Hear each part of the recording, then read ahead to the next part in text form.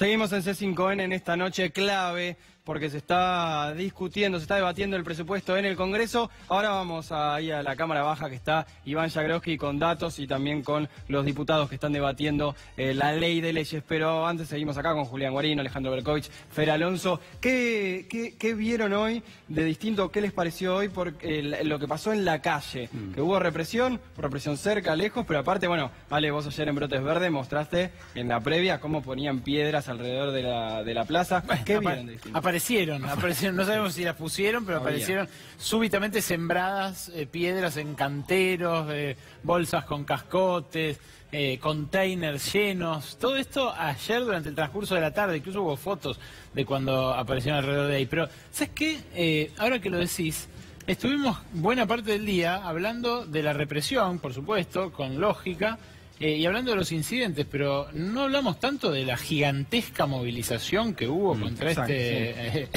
presupuesto que ocupó toda la plaza de los dos congresos hasta el momento de la desconcentración rápida. Día de lluvia, aparte. Día de lluvia, movilización de gremios, con paro de algunos gremios como los bancarios para movilizar. Yo por eso te digo, este presupuesto puede ser tomado o como un punto de partida, como un punto de llegada o de partida. De llegada lo es para el Fondo Monetario, que quiere plasmar ahí el ajuste o quiere por lo menos el compromiso de Macri de que va a ir para allá. Ahora, para otros puede ser el punto de partida porque así como esta movilización puso sobre el tapete el recorte que iba a haber a partir de ese presupuesto en un montón de rubros, puede haber otras movilizaciones más adelante contra los efectos de este presupuesto. Me parece ahí se va a jugar, en definitiva, la aplicación o no de un ajuste tan cruento como el que se plasma acá. Claro, porque quedan varias reformas, ¿no, Juli? Sí, a ver, yo creo que acá lo grave, bueno, obviamente las imágenes son sumamente elocuentes, ¿no? Y obviamente uno repudia cualquier tipo de violencia, mucho más la que genera muchas veces el Estado a través de lo que son el brazo armado, los brazos armados, cuando reprimen. Ahora, la pregunta es, ¿qué está pasando adentro del Congreso? Adentro del Congreso lo que se está haciendo es, se está firmando un plan económico que ya ha dado muestras de que no funciona.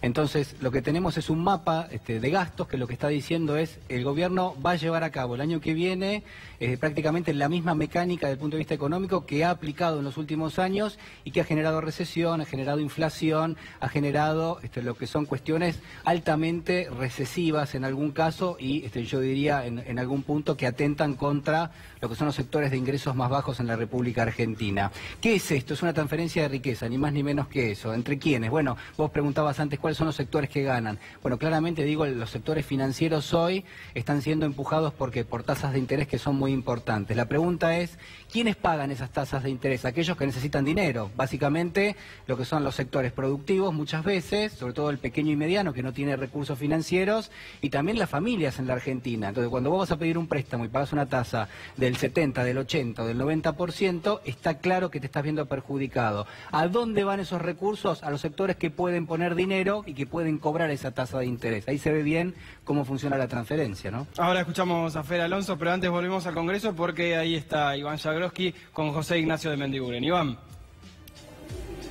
Sí, Darío, efectivamente, estamos con el diputado nacional José Ignacio de Mendiguren, que hoy tuvo una intervención interesante, por lo menos para lo que a mí refiere, en el Congreso de la Nación. Le hago la primera pregunta a de Mendiguren y después lo dejo en comunicación con ustedes. Vasco, primero que nada, gracias por la espera y segundo, ¿por qué tan categórica la posición frente al presupuesto? Bueno, realmente porque es increíble que se pueda presentar un presupuesto de naturaleza.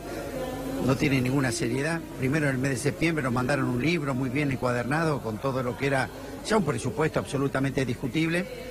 Y después de vino el acuerdo con el fondo, cambiaron todo lo que son las variables macroeconómicas sustanciales de ese presupuesto y nunca más nos dieron el acuerdo con el fondo, ni modificaron lo que traía, ya que estábamos tomando antes un tipo de cambio de 40, ahora fue un tipo de cambio con bandas, una tasa de interés con lo que pesa en el endeudamiento, el índice de la tasa, una tasa del 75%. Entonces el gobierno escondió la negociación, se negaron a que asista al Congreso el presidente del Banco Central, que es el que iba a conferencia de prensa, pero no venía al Congreso, a explicar cuál es la política monetaria, de intereses. Le pedimos la presencia del ministro de Transporte, que es clave, ya que el gobierno dice que las PPP van a ser el eje de la nueva forma de construir, y sabemos que a través de la tasa y a través de lo que se había construido, este instrumento fue cambiado. Esto se quería para que el sector privado aportara, y ahora es el Estado que también va a garantizar la obra de los privados. No vino el secretario, el ministro de Transporte, y ayer lo que fue también incomprensible, que nos tenían entretenidos en la comisión. El oficialismo ya había firmado el dictamen, lo tenía firmado, y nos lo negaba y no nos lo mostró. Nos enteramos por la prensa que había dictamen y quienes lo habían firmado. Y la Spina nos seguía negando de que existía dictamen. Bueno, estuvieron negociando hasta último tiempo. Una actitud realmente de no permitir que nos tomáramos la semana reglamentaria para que entrara al recinto.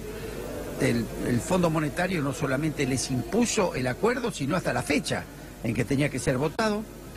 Y todo lo que este gobierno le criticó al kirchnerismo, de que iba hacia adelante y no respetaba la escribanía. La escribanía, hoy ha hecho exactamente lo mismo, pero con una diferencia. El kirchnerismo tenía los votos para hacerlo. Ellos no los tienen. Entonces lo que hicieron, un procedimiento para mí muy cuestionable, salieron a comprar esos votos. Salieron concretamente a hablar con aquellas provincias que tenían tantos votos y tantas necesidades. Entonces costaba creer cómo a partir de que se cambiaban obras, de que se daban subsidios al transporte, empezaban a aparecer los votos. Así que bueno, además de la indignación que genera un presupuesto donde es la primera vez que yo veo que en el mundo se dice que para bajar la pobreza hay que aumentarla, que la única forma de conseguir dólares es a través de la recesión, de que uno ajusta toda la economía en dólares, todo, menos el salario. Por lo tanto, lo que hay que decir con toda claridad que el gobierno está planteando que la crisis la van a pagar los trabajadores. Una cuestión, y se los dejo a ustedes, amigos, en el piso, a quien quiera preguntar, respecto a lo que decía de Mendiguren, la compra de estos votos, habrá que ver quién, cómo, dónde, y si fue una negociación como las que ocurren a diario aquí en la Cámara Baja, si tuvo que ver más con una extorsión. Y el otro punto que no termina o yo no lo tenía en mente en realidad, a lo que fue un error mío, de lo que hablan acá los diputados es que después de esto se cierra el Congreso, hasta marzo, hasta el inicio, asiente de Mendiguren, hasta el inicio de las sesiones del año que viene no hay actividad aquí en la Cámara Baja, pero los dejo en contacto con de Mendiguren, es todo de ustedes. Sí, Fer Alonso, quería preguntarle al diputado. ¿Qué tal, Vasco? Buenas noches.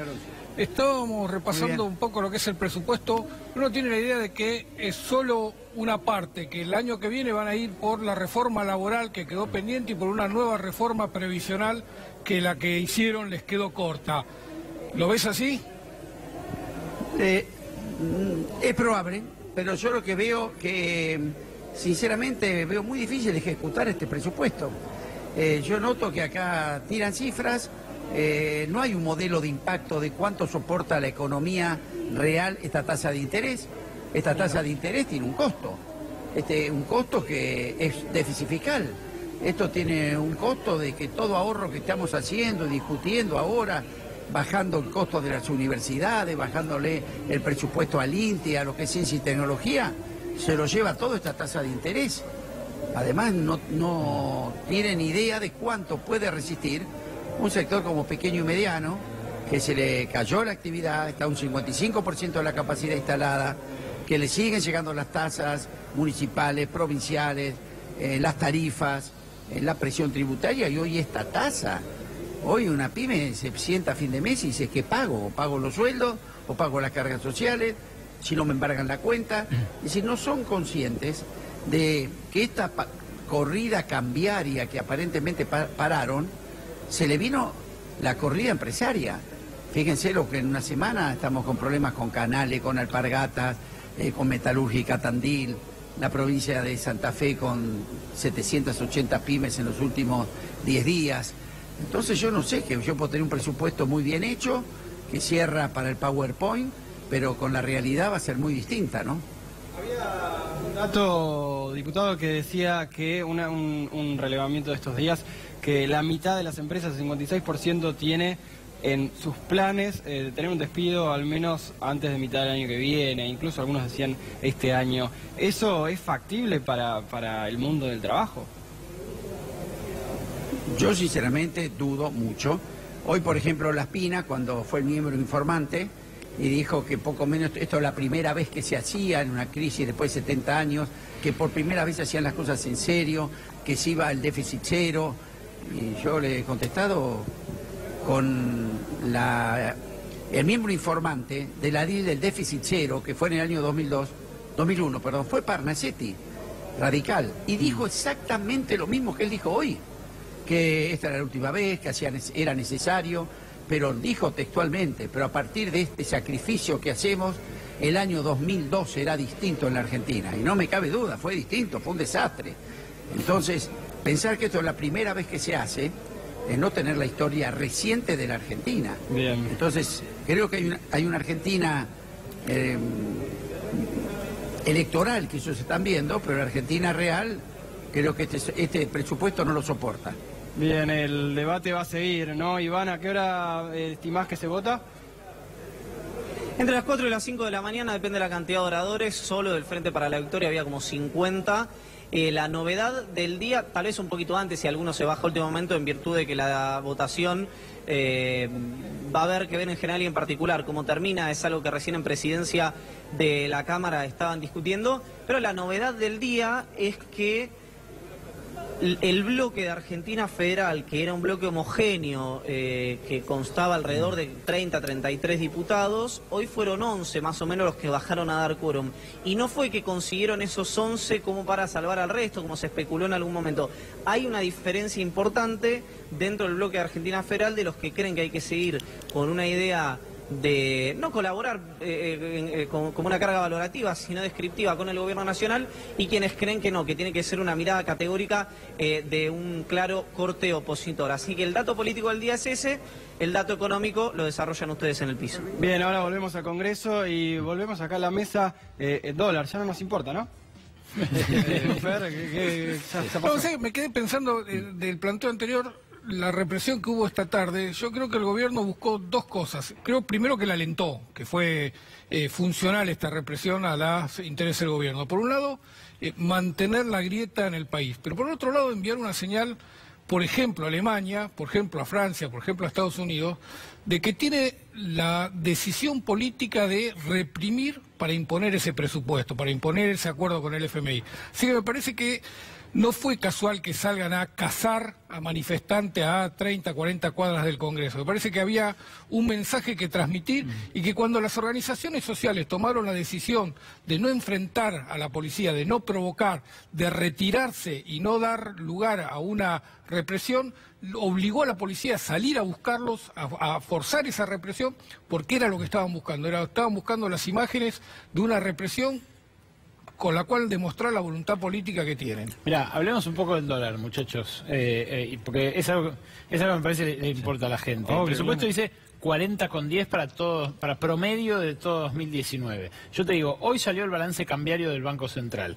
No son horas de revisar el balance cambiario, pero sí de destacar que la fuga de divisas de septiembre fue de casi 2.000 millones de dólares. El mes pasado, en agosto, había sido 2.790 millones de dólares. ¿Qué quiere decir esto? Que aún con el dólar, durante buena parte del mes de septiembre, a 40 pesos, a 42 incluso en varios días, la fuga no se detuvo. ¿Eso qué quiere decir? Que va a hacer falta esta super tasa de interés y un dólar más caro para equilibrar esto. Ahora, si el dólar es más caro durante 2019, ¿qué otra cosa va a pasar?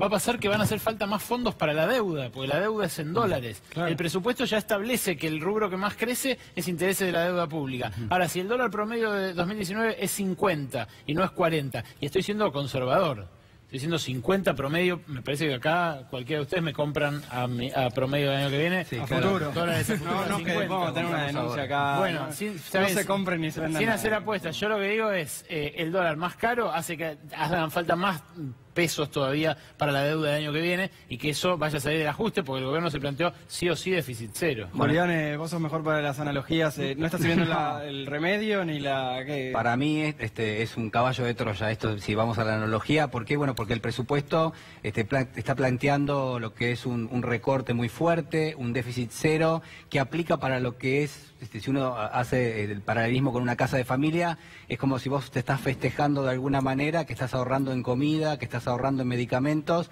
para pagar la tarjeta de crédito. Esto es lo que está planteando el gobierno con este presupuesto. Pero si yo me paro del otro lado, Ale decía, bueno, atención con el dólar, con la demanda que puede tener. Recordemos que el gobierno está haciendo un esfuerzo enorme, esfuerzo entre comillas, no por cierto, porque el esfuerzo lo hacemos todos nosotros, de retener una masa de pesos importantísima dentro de lo que es el Banco Central. Para eso lo que ofrece es una tasa de interés altísima. Con esa tasa de interés va a duplicar prácticamente la cantidad de bonos en apenas un año, o un poco menos también, y eso es que, bueno, es lo mismo que pasaba con las LEVAC, es una especie de, yo digo, cuestión pendiente que en algún momento alguien va a tener que resolver. ¿Qué pasa si no lo resuelve? Bueno, ya vimos lo que pasa. Viene una crisis cambiaria de confianza y termina el mercado mismo resolviendo que el dólar tiene que tener otro precio. Esto se sigue retroalimentando y por ahora nadie ofrece una solución. Ahora volvemos con la mesa de los especialistas, volvemos también al Congreso donde se está dando el debate y volvemos a la comisaría donde hasta puede haber novedades, va a haber novedades durante la noche en esta cobertura durante toda la noche que tiene ese 5N, pero ahora un corte mínimo y ya volvemos.